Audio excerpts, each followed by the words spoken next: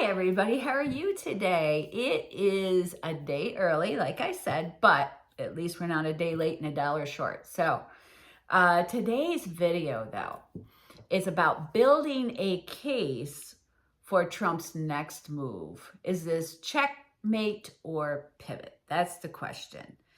And I want to take a look at what he's done, what he's doing, and see how this fits into Bible prophecy. Because throughout history, right, believers have watched global events and politics looking for the very specific signs mentioned in Scripture.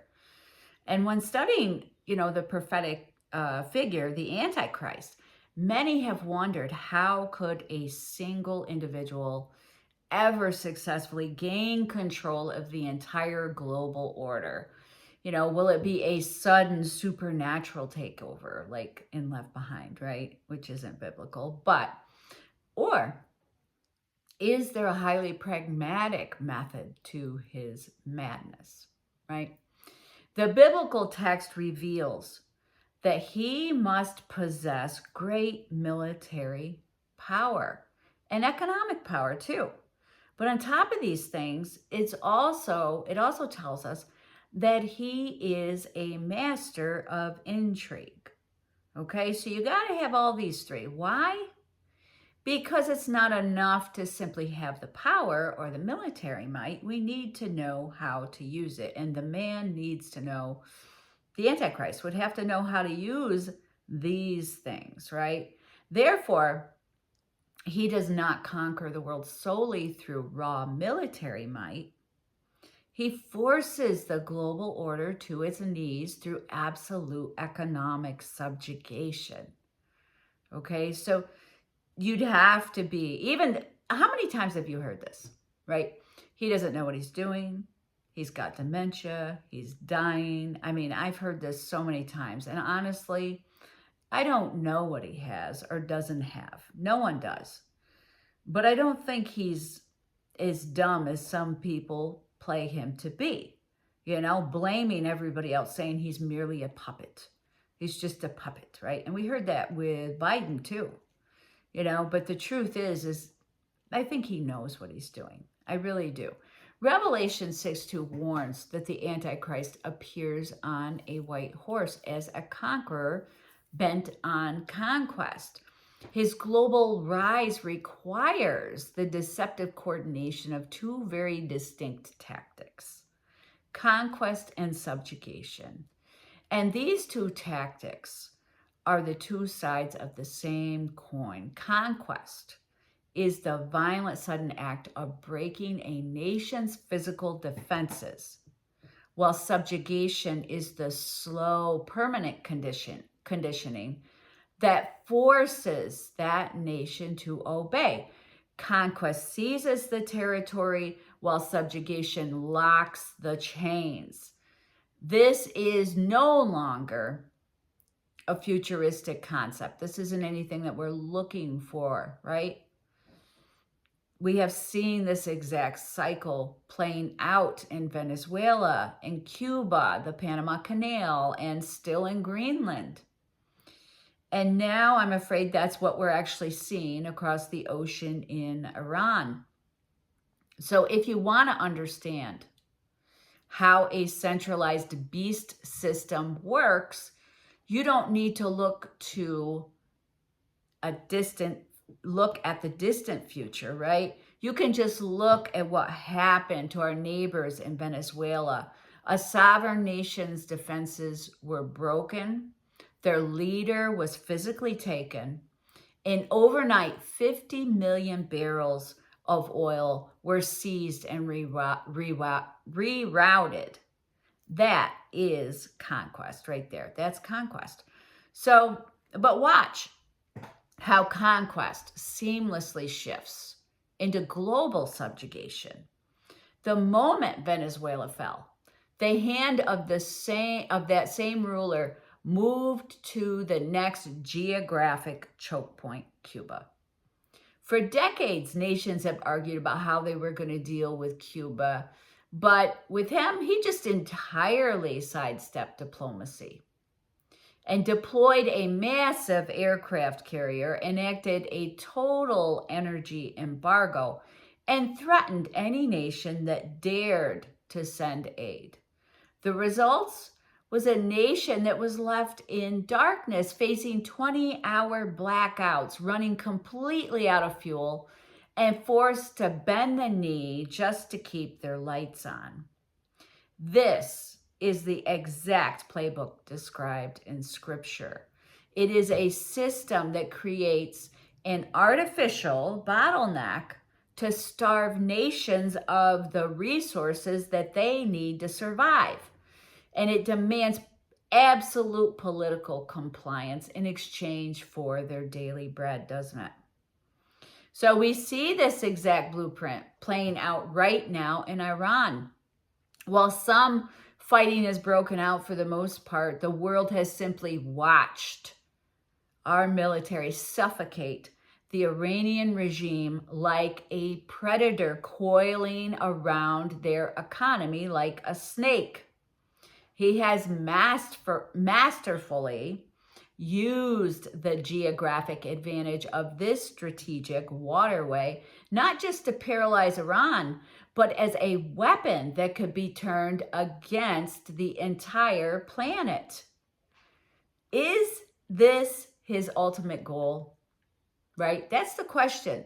To seize this critical corridor, to anchor a larger global conquest?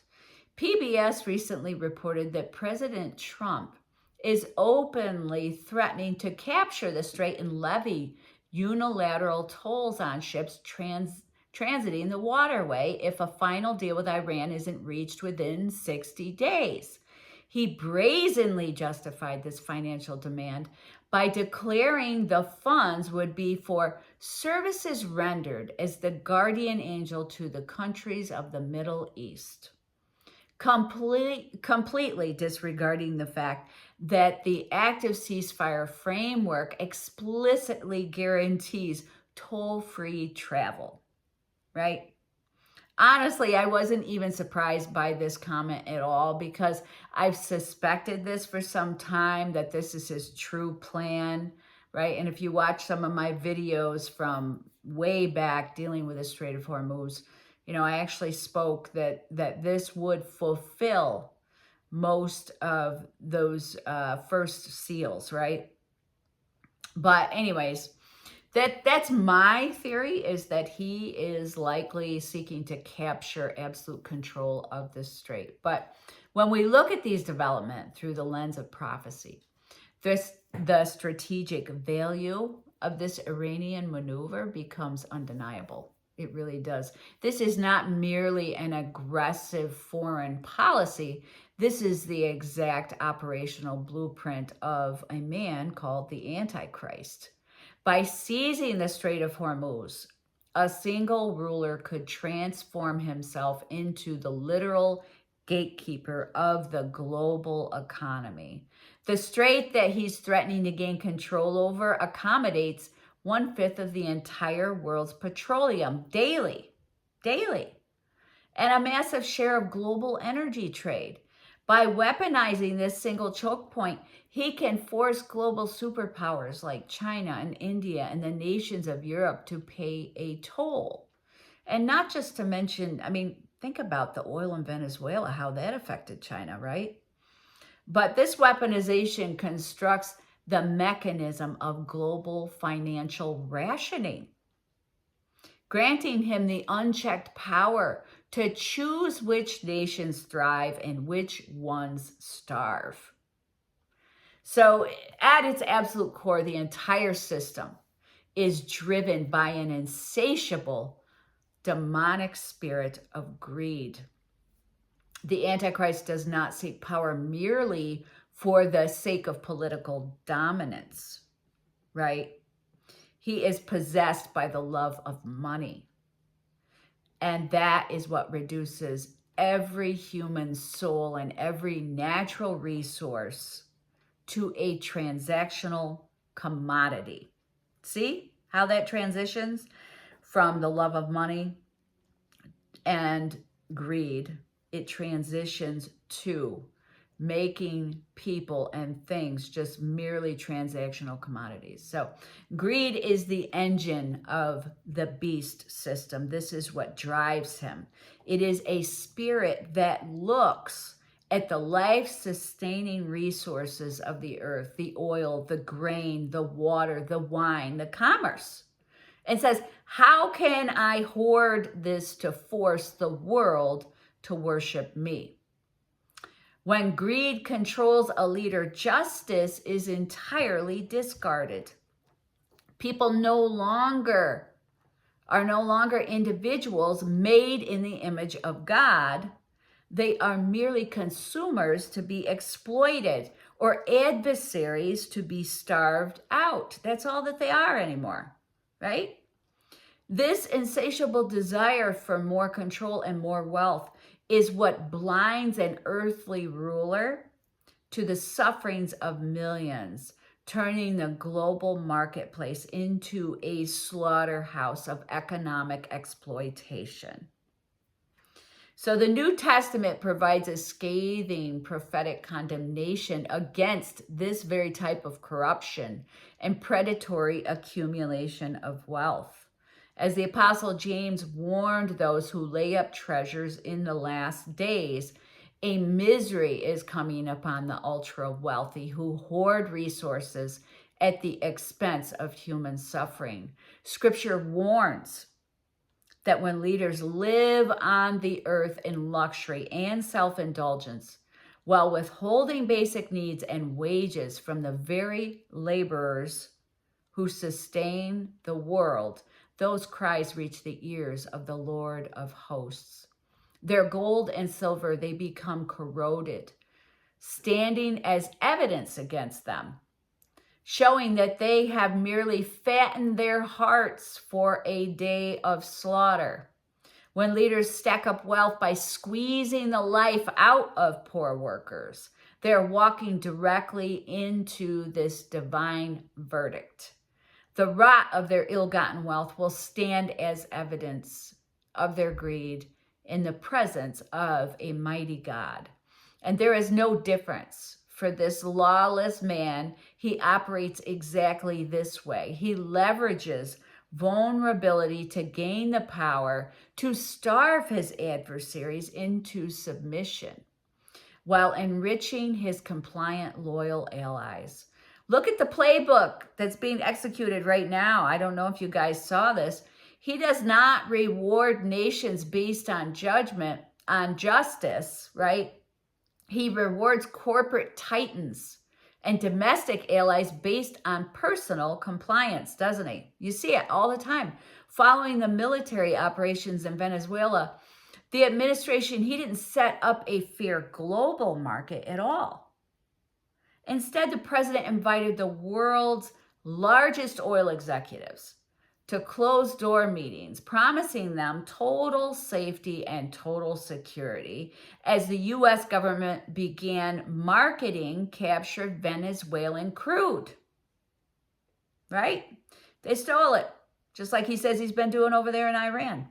So the Treasury Department Office of Foreign Assets Control issued General License number 46, restricting access to the Venezuelan oil market and giving it solely to U.S. firms. And by the way, that doesn't enrich any of us.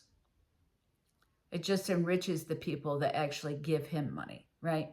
So furthermore, major fossil fuel donors who poured over $96 million into his presidential campaign, including figures closely tied to administration officials like Interior Secretary Doug Burgum, have been rewarded with tax breaks, regulatory rollbacks, and backroom tariff relief designed to maximize their wealth.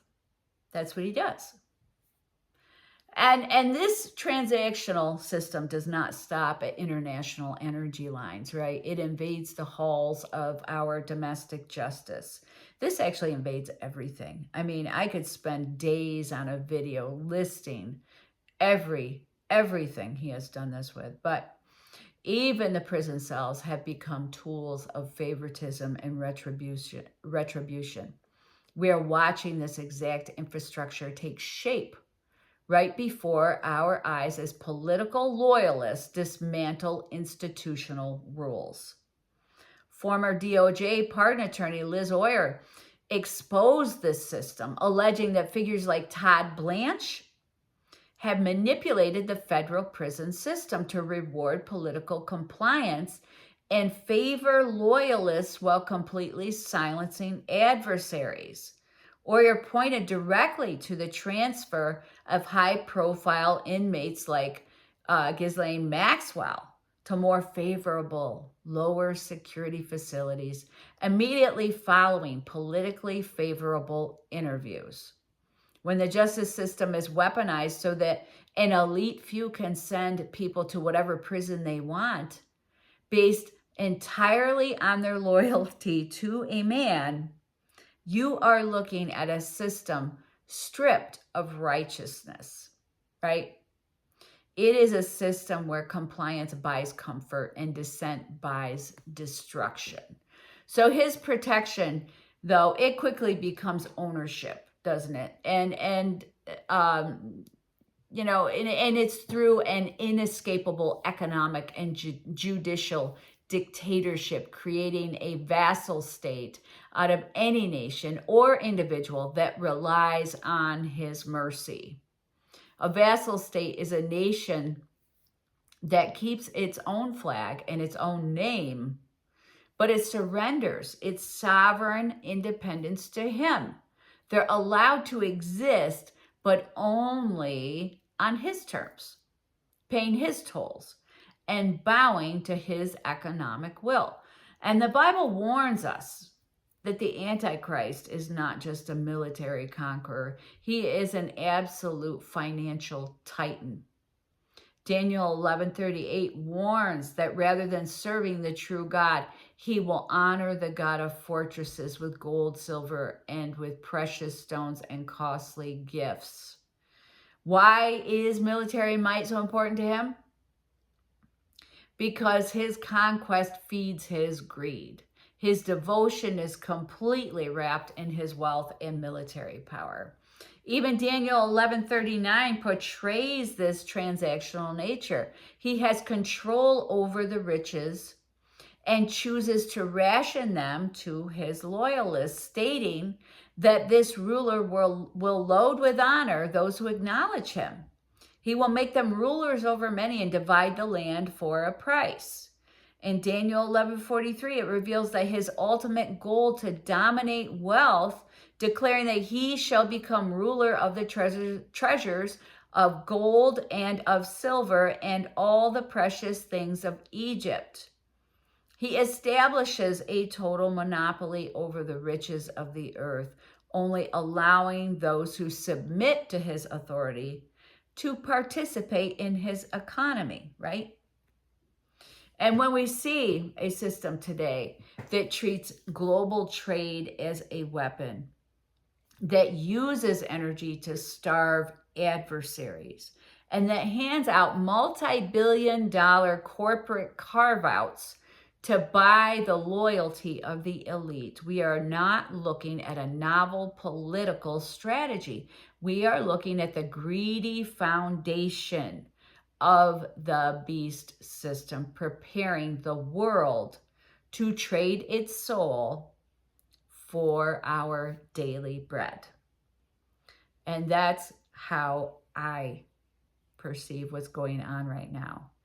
These are only some of the pieces, but in totality, this is it. It is about the love of money. And how does he get more? Through power, right? So the two kind of feed off of each other, wealth and military power. They go hand in hand. But he is achieving those goals. And so what do you think? Do you think I made the case that he is just buying time, that he's not done with Iran, that his goal is to take the Strait of Hormuz? I mean, give me your thoughts. I'm really interested in hearing what you have to say, you know? And I will see you guys the end of next week. Don't forget, it'll be Thursday or Friday next week because I am traveling bright and early in the morning to Binghamton, New York, and it's not going to be a good trip. I really don't like driving about 10 hours. It is miserable.